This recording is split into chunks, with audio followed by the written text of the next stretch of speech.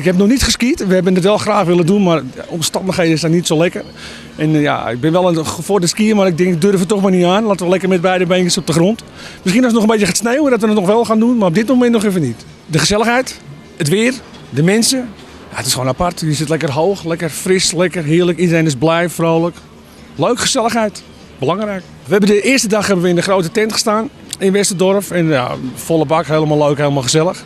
En we gaan vanavond weer lekker aan de bar in Kiersberg in de London Pub, als ik dat mag zeggen. Tuurlijk. Gaan we lekker après skiën. We zijn heel hard bezig met een nieuwe zomerse single. Kijk, Stop de Tijd is een lekker liedje tussendoor. Niet gebonden aan enig segment van de tijd. Maar nu gaan we een lekker vrolijk uptempo liedje gooien. We zijn nog goed over het nadenken, maar binnen 1,5-2 maanden moet ik helemaal klaar zijn. En dan gaan jullie hem zeker weer zien en horen. We bedenken het wel zelf. Dus het is niet zo dat iemand aankomt met een ideetje. We bedenken het wel zelf. En dat is om op die manier lekker je eigen liedjes te kunnen doen. Hoe komen we met jou in contact? Dat kan altijd via de Hives.